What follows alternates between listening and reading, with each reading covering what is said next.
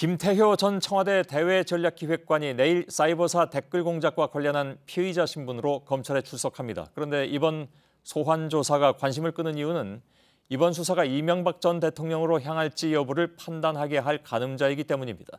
김 전 기획관은 우리 편을 뽑아라라는 VIP 강조 말씀을 포함해서 사이버사 댓글 활동이나 인력 채용에 대한 청와대 지시를 국방부에 전달한 혐의를 받고 있습니다. 서울중앙지검을 연결하겠습니다. 심수미 기자. 자, 두 가지 질문만 하겠습니다. 우선 김관진 전 국방장관과 인관빈 전 국방정책실장이 석방되면서 검찰의 수사에 상당한 차질이 있을 것이다 이렇게 예상이 됐었는데 그 사이에 일부 진전이 된 게 있나 보죠?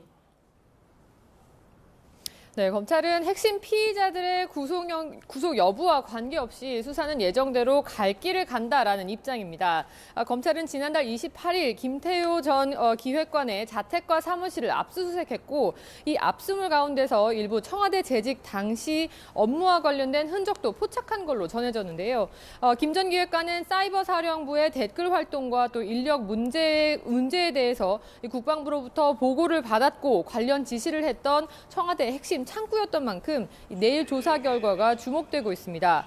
내일 조사 내용에 따라서 이명박 정부 청와대에 대한 수사가 급물살을 탈 수도 있다는 전망이 나옵니다. 예, 그것과 관련해서 이제 역시 관건은 사이버사 채용 과정에서 특정 정치 성향 인물들을 뽑도록, 그러니까 우리 편이라고 표현이 됐는데 이렇게 이명박 전 대통령이 직접 지시를 했다. 이런 점을 김 전 기획관이 얼마나 진술하느냐, 여기에 달려있는 거겠죠.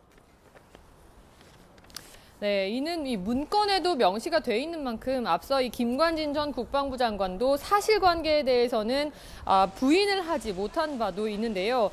김 전 장관은 이명박 전 대통령이 이 사이버사 신규 채용과 관련해서 대면으로 지시를 할 당시에 김 전 기획관이 함께 배석을 했고 이후 자신과 김태효, 연재욱 이 세 사람이 모여서 관련 실무 회의를 했다고 진술한 바도 있습니다. 이 회의에서 VIP 강조 말씀이었던 이 우리 편을 뽑기 위한 방안이 구체화됐고 호남 배제 등이 채용 과정에서 실제로 실현이 됐던 겁니다. 이들이 주고받은 논의 문건에서 이 사이버사 군무원들을 잘못 뽑으면 댓글 활동을 나중에 문제 삼을 수 있다 이런 표현도 있는 만큼 자신들의 행위가 위법하거나 최소한 논란의 소지가 될 수 있다라는 사실도 알았던 걸로 보입니다.